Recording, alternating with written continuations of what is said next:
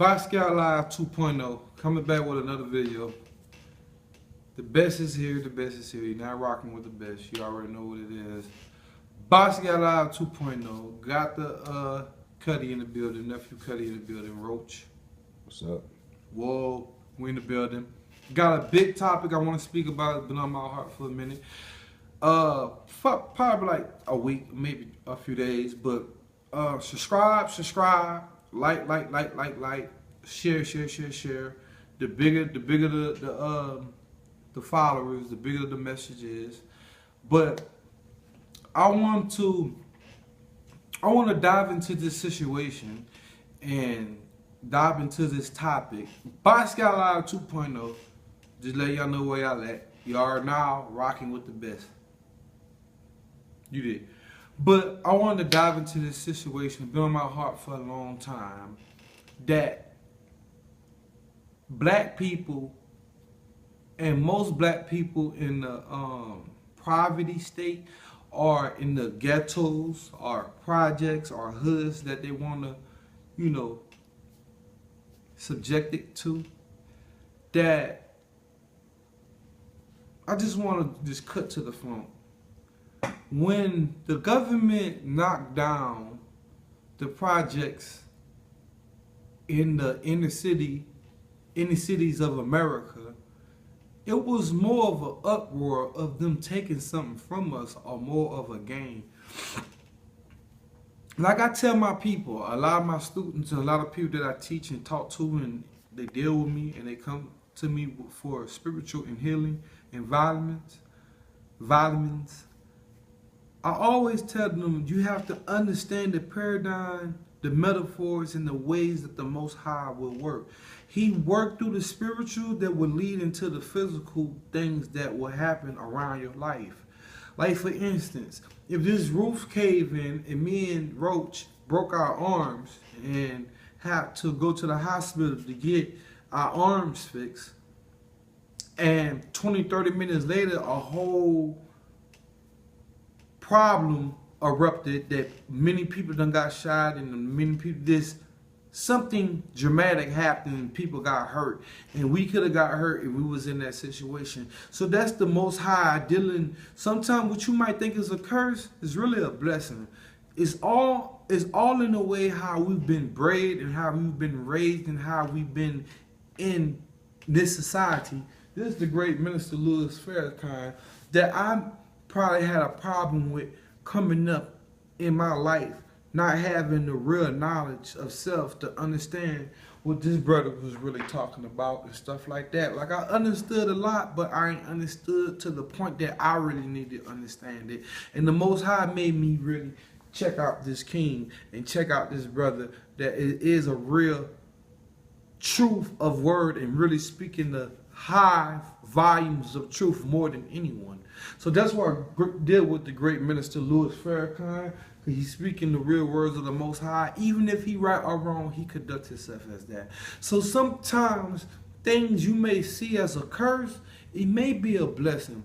So when the inner city projects got knocked down, I'm from New Orleans and been to Atlanta, Texas, and all other, spots and places in America that I see, and one of my closest friends is in Brazil, and he's saying the same thing that was really going on in America, that black people was really upset and was mourning about a state of damage that we was in, of killing, poverty, prostitution, drugs, and just a sex haven for sin and for murder and for not, and the projects was there for us to, it was an experiment. Listen, the projects was an experiment to see how many black people could kill each other.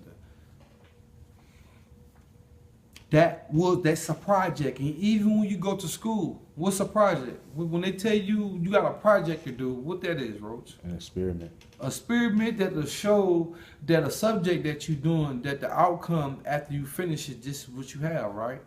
So that's what the project was. It was an experiment to show an outcome of what was, then this is what we have. That we have nothing of unity. We have nothing of coming together. We have nothing of source resources and a financial system or an education system that will build our people to get us to an area or get us to a place in life in this future that we would have been good in. Our forefathers failed us. Some of our parents failed us, but that's not their fault of their failure because they was already inducted into the projects. So when they knocked down the projects, it was black people like, oh, they knocking down our hood. They trying to take our hood from us. They doing this, they doing that. They don't want us to have nothing. Why would you why would we want to still live into that? Maybe it's a divine intervention with the Most High saying that I don't want y'all in the mix of this no more. I don't want y'all to be dependent on these people no more. So something that the government that they doing is to hurt us is really the Most High at his highest peak of knowledge to help us to get up out this slump, to get up out this struggle, to get up out this pain and miserableness of life. I've been through the projects, you know what I mean? My people from the projects, so I could tell you firsthand of every section and every event that would happen there. Ain't nothing but fucked up shit that you see there. Yeah, we are black people, so we give each other gratitude and respect no matter what we do. And we know what we are capable of doing. So when the government came and took down the projects in Chicago, took down the projects in New Orleans, took down the projects in Atlanta, took down the projects in Florida, and so on, and so on, and so on, and so on. That black people, it was more of an upgrade. When I was speaking about the gratitude, we give each other the respect because we know the line and the aggressiveness, and we know the realness that we portray. So we very cautious of dealing with one another because we know that we bout that. You know what I'm saying? That it could go down with us. You know what I'm saying? And I still want to give thanks. I want to give thanks to Yahweh, Bashem, Yahweh Shai, and I won't be here without the Most High in Christ. And I just wanted to put that in the mix. But when they did this, even for myself, because my projects that we come from and my family, some of my family members come from on my father's side, that we was kind of fucked up about. Then they took down the little free projects. Then they took down the Noya. They took down the Calio and take down this. Take down that, take down this, take down that. And I sat back and I was like, not even in the time that it happened, but when it did happen, I sat back and I was kind of messed up about it because the most we messed up about is the simple fact that it's a lot of memories back there. It's a lot of people that we lost back there. It was a lot of fun times back there, and it was a lot of messed up times. It was probably a little bit more fun times than fucked up times. You know what I'm saying? Because nobody wants to be around there doing murders and stuff like that. But in the city of New Orleans, when you become a murderer or you become a person with a lot of bodies on your reputation, you get a certain fame. Just like probably any other community that's in poverty, that's the project mentality. So it's the project mentality in that thought. So when it happened, it was more black people upset than happy.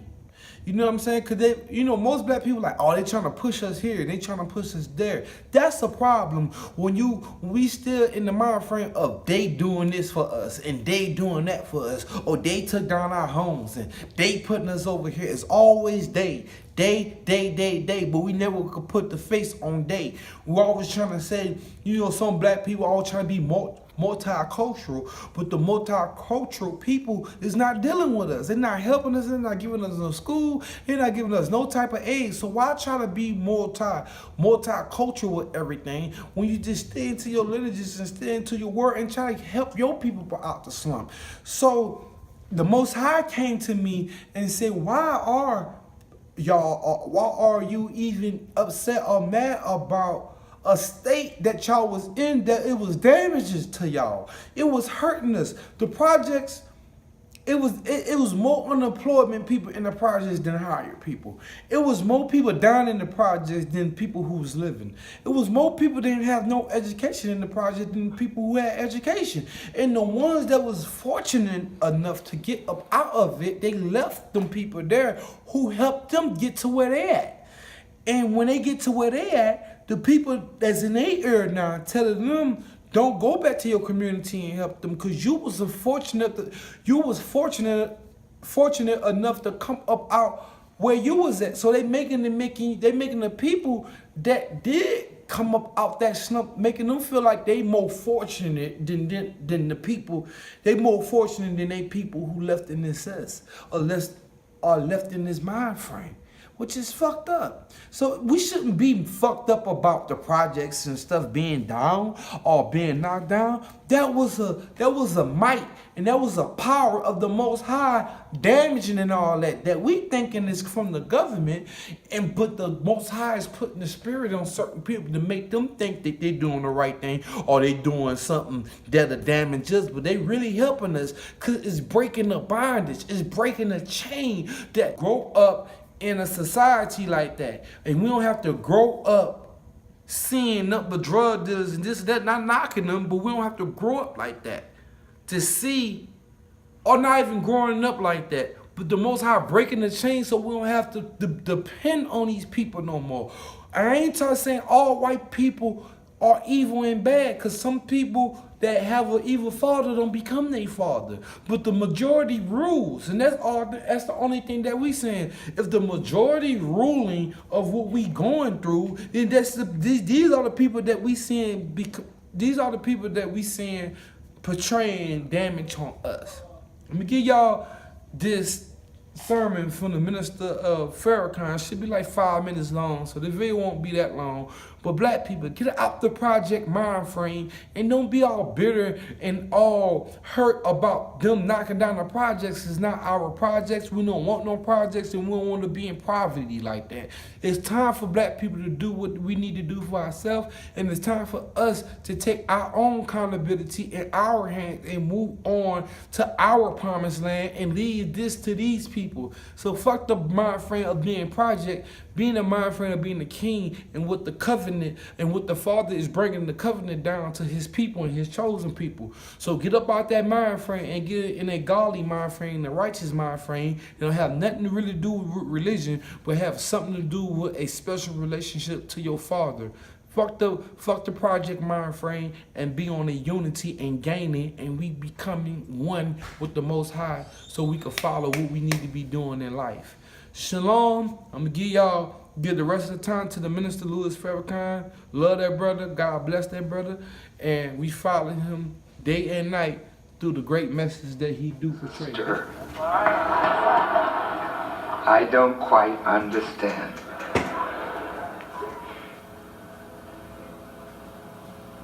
The poor students have to work so hard to bring a black man to their campus who can offer some direction to them.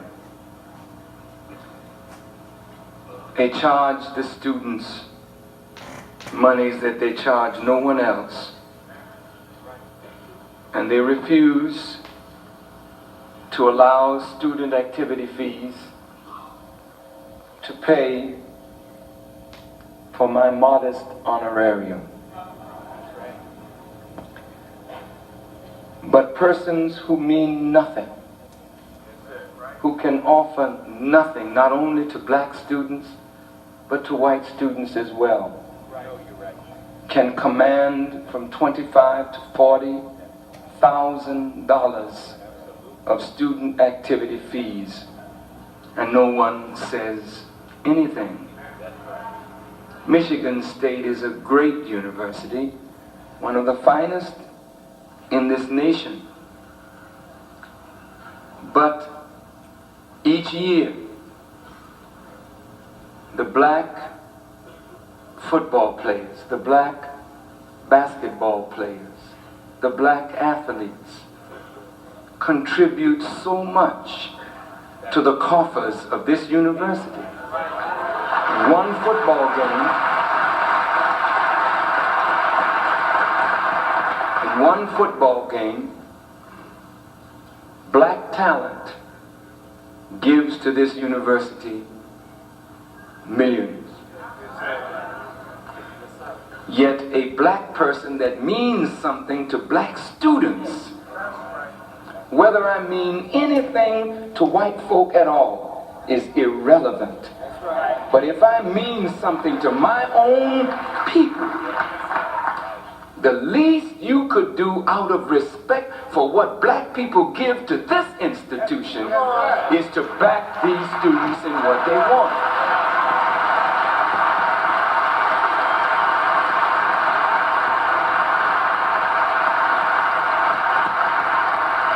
You charge me with bigotry, you charge me with racism. But who is the racist and who is the bigot? Who uses power?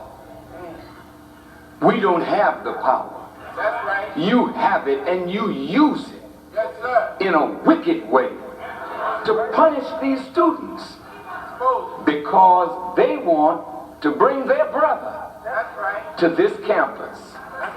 So they have to charge $8.50 while a $40,000 no good bum can come here and these doors are open to them freely. But the students make a profit from me. Their organization will make a profit, hopefully, if you don't find some other scheme to take what other little money they have. This is a shame. Maybe we ought to tell all black students, let's get the hell out of white universities and build something of our own.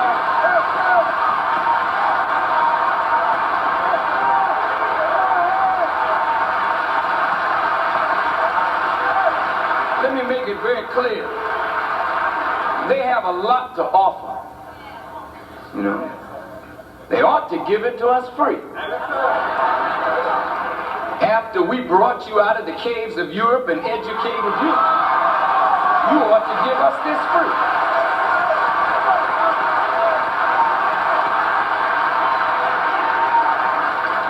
You're just ungrateful. We build your country for you. Over 300 years of forced enslavement, we got no pay, you got rich off of our backs, and we got to pay you for half but education.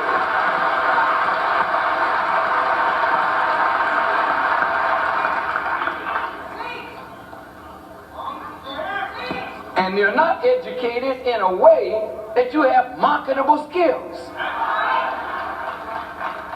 Leave here with a degree in black studies. Who's paying for that?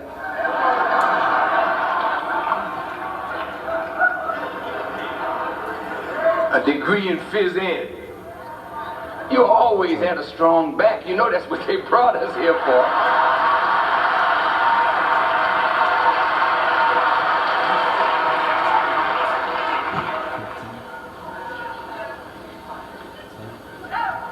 It's sad that we even have to speak like this on a campus of highly intelligent persons, so-called. But I thank all of you for coming out. Each and every one of you, thank you for paying the fee that they had to charge in order to make their ends meet. Thank you for your attendance. Thank you for your patience. Waiting in long lines. We could have had you in here in a short time. But they didn't want us to do the searching. It's all right. We thank the security for the job that they did. But we could have done it better. We're much more experienced at it.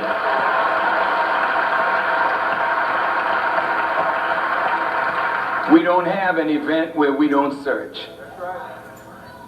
And we've been doing it now for 60 years, and we're experienced at it.